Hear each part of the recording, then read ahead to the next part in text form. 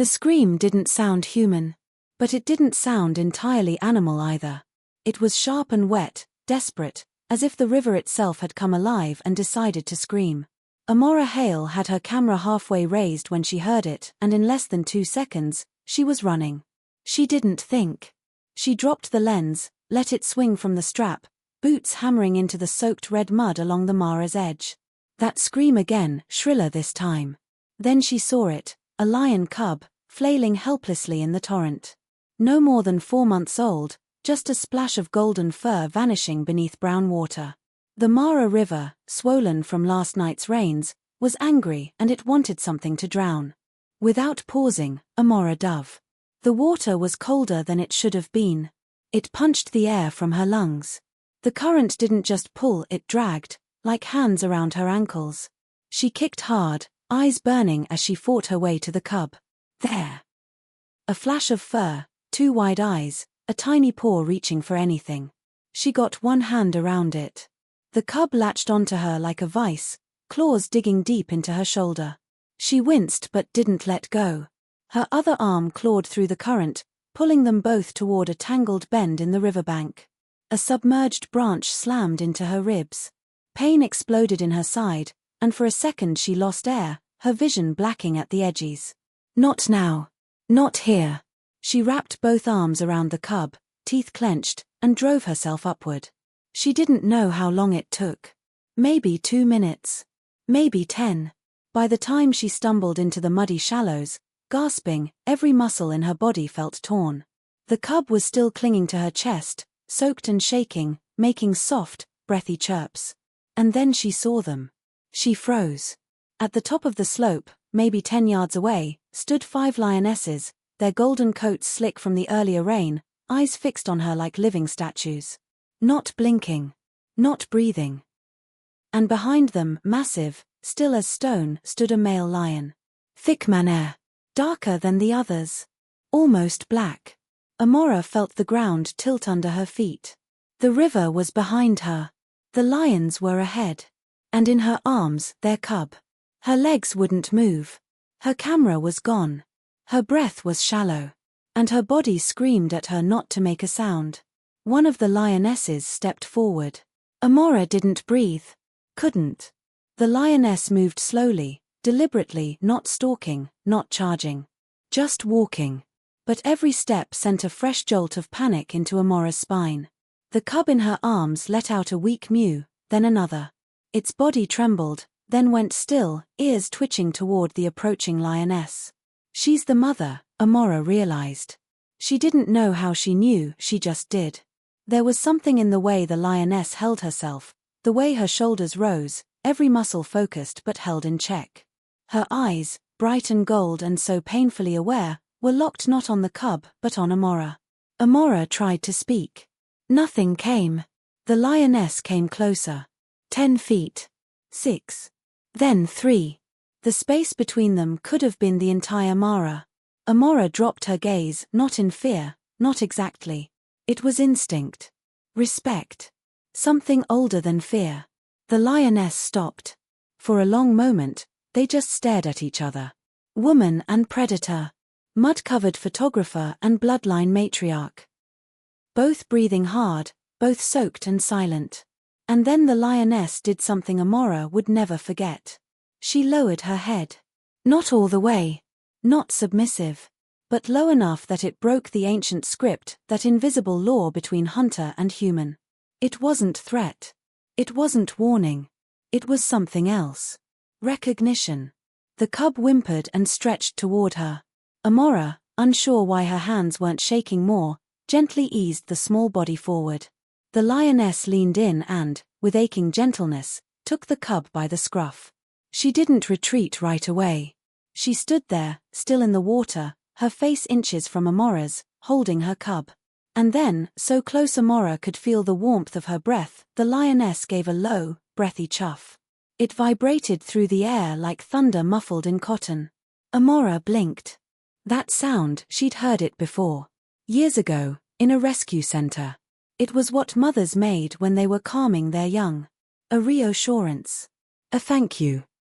The lioness turned and padded back toward the others, cub hanging gently from her jaws. No one moved.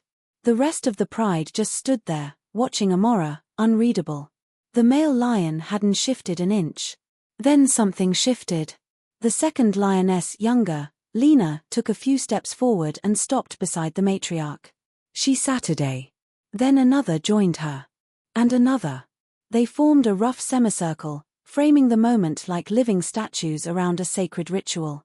Amora was still kneeling in the water, heart pounding, limbs heavy with fatigue, when the male lion, massive and terrifying, finally moved. He stepped down from the rise and came toward her, each footfall silent despite his size. He passed the lionesses without pause, then stopped a mere 5 feet from where Amora still knelt. His eyes met hers. He didn't blink. He didn't growl. He bowed his head. Amora felt tears sting her eyes, absurd and unexpected. She didn't know why, but it was as if something enormous, something cosmic, had just passed through her. She wasn't prey. She wasn't a threat. In that moment, she was something else entirely. A guest. A savior. Maybe even something sacred. And when the male lifted his head again, he gave a single, deep, rumbling exhale. Not challenge. Respect. Amora's legs finally gave out. She sat hard in the shallows, mud sucking at her boots as the river lapped at her waist. Her breaths came sharp, ragged, but she couldn't take her eyes off the pride, not now, not after what had just happened. The male lion turned, slow and unhurried, and walked back toward the others. The lionesses shifted around the matriarch and the cub, creating a loose, instinctive perimeter. But none of them looked hostile. No growls. No bristling tails. Just awareness. And acceptance. Amora wiped at her eyes, though she wasn't sure if it was river water or tears clouding her vision. Her shoulder throbbed where the cub's claws had dug in, and her ribs ached with every breath from the collision with the submerged branch. But none of it mattered. She had witnessed something impossible. No, not impossible. Undeniable. She started to rise slowly, not wanting to spook them, when she heard a soft sound behind her. A breath. Grass shifting. She froze. To her right, 2 lionesses had flanked her. One sat beside a flat rock, tail twitching lazily, watching her with quiet interest. The other was closer, too close, standing just a meter away. Amora swallowed hard. They're not threatening you. They're surrounding you. Protecting you. It didn't make sense. But she felt it. Her instincts, once screaming, had gone strangely quiet, replaced by something deeper. A calm. An ancient, buried awareness. She was no longer just in the Mara. She was inside the pride. The matriarch chuffed again. Amora turned to look. The cub was now nestled between 2 lionesses, being groomed with long, slow strokes of a tongue rough as sandpaper. It looked tiny between them, but safe. Its eyes flicked to Amora for only a second, then closed. And then came the moment she never could have predicted. The matriarch walked back toward her. Alone. Amora knelt again without thinking, hands limp at her sides, fingers curling into the wet earth. The lioness stopped directly in front of her. Time froze. The rain had returned, light, misty, and it whispered through the acacia trees, brushing the earth with silver. The matriarch lowered her head.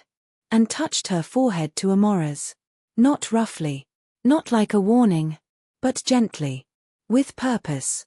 Amora inhaled sharply, every nerve in her body alight.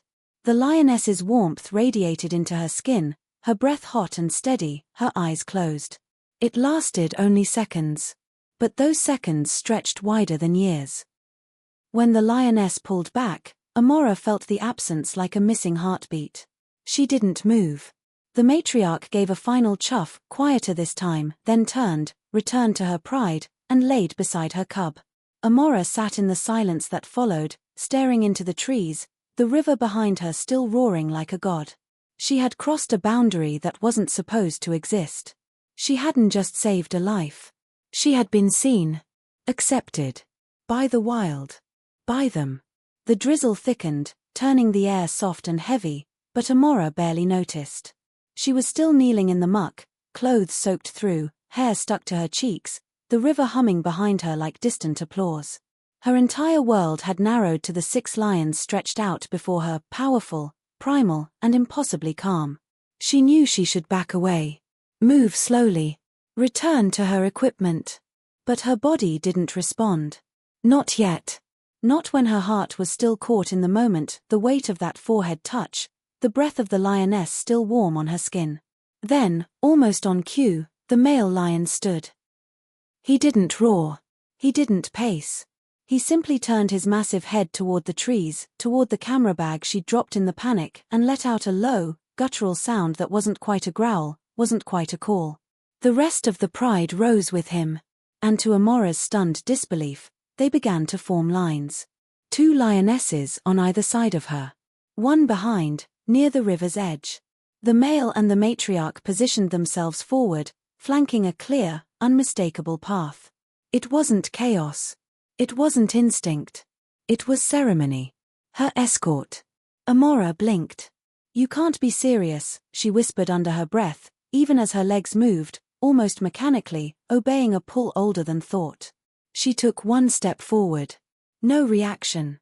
Another. Still nothing. She was walking the gauntlet, but not in fear, not under threat. She was being guided, the way a guest is shown out of a temple.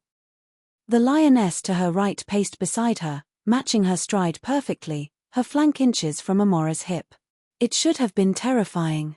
Instead, it felt like the most natural thing in the world. As she neared the tree line, Amora caught sight of her camera bag, somehow still there, half buried in the wet grass. Her drone case sat a few feet away, miraculously intact. She reached them, slowly kneeling to retrieve her gear. When she stood again, the pride had stopped. They formed a loose arc at the edge of the open ground, watching, waiting. The cub, now dozing between 2 lionesses, stirred slightly and blinked at her with soft, amber eyes. Amora placed a hand on her chest, breath-catching. "Thank you," she whispered. The matriarch tilted her head, almost imperceptibly. Then she turned. And the pride began to leave, slipping silently into the bush like shadows dissolving into smoke. No roars. No calls. Just paws against wet grass and the rustle of low trees as they vanished back into the wild. Amora raised her hand in a slow wave. Then it was gone. And she was alone again. Except now, the Mara didn't feel like it was pushing her out. It felt like it had opened a door, just briefly, and allowed her to step through something sacred. Amora stood motionless for a long time, unsure if her feet were rooted to the earth or if her soul simply refused to move.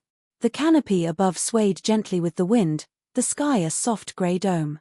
In the distance, birds began to call again, tentative, as if asking the Mara for permission to speak. Then the realization hit her like the log in the river had earlier. Her camera was still rolling. The backup lens, the one she'd mounted on a motion sensor rig for time-lapse river footage, was still there, pointed toward the bend. She lunged for it. Her fingers trembled as she powered it down and began scrolling through the last hour of footage. There it was. Blurry at first, as the mist still hung low. Then shapes, lion-shaped, emerging. Amora holding the cub. The pride approaching. Her kneeling. The bow. The forehead touch. The escort. She slapped a hand over her mouth as her throat tightened. It wasn't just a story now. It wasn't just a feeling she might one day try to explain with trembling words. It was real. And she had proof. Somewhere in the back of her mind, a voice she hadn't heard since childhood whispered, "No one's going to believe this."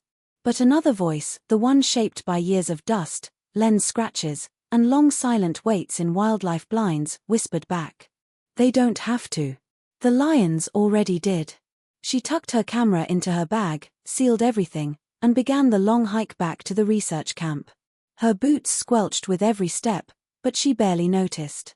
As the sun began to break through the clouds, shafts of light scattered gold across the soaked savanna. Insects buzzed lazily above puddles. The Mara had returned to its quiet song. Back at camp, the rangers found her by the fire pit, soaked to the bone, clutching her camera bag like it held the secrets of the world. "Amora," one of them asked, crouching. "What happened out there?" She looked up at him, and her smile was small. Not because she doubted, but because she now carried something too vast for words. "I saved a cub," she said softly. "And they saved me back." The man frowned, glancing at the mud, the claw marks on her jacket, the drying blood. "You mean the pride?" Amora only nodded. Her hands began to unclip her camera. "I need to show you something." Amora's footage hit the world like a crack of thunder in a still room. It began small, an internal review among the wildlife research team stationed near the Mara. Then someone sent it to a contact at National Geographic. Within 72 hours, the video had been posted in full, with only a few edits to remove Amora's blooded shoulder and the trembling of her voice. And the internet lit up. "This has to be CGI. Trained lions, Photoshop, staged. No way this happened in the wild." But it wasn't the skeptics that mattered. It was the experts. And they were silent. Watching. Re-watching. Zooming in. Analyzing every twitch, every breath, every step the matriarch took toward Amora. Then, a week later, Dr. Elias Chudori, a behavioral ecologist with 30 years of field experience, published a paper titled, "The Gesture of the Bow, Interspecies Recognition Beyond Instinct." And with it, he attached a single line that silenced the world. If this is not intelligence, if this is not emotion, then the words we use for those concepts are hollow. From there, things spiraled. Wildlife conservancies across the globe used the footage as a call to deepen protections. Universities built entire ethics symposiums around the event. Social media dubbed Amora the Lionborn. Artists painted murals of her bowed across from the lioness. Children in schools recreated the scene in clay and crayon. But for Amora, the noise outside never mattered as much as the quiet within. She declined interviews, turned down documentaries, and refused several lucrative offers for reality series and brand partnerships. She had no interest in becoming a myth or a mascot. She returned to the Mara. Every few weeks, she made the same walk alone down to the river bend. Sometimes she sat for hours. Sometimes she didn't even bring her camera.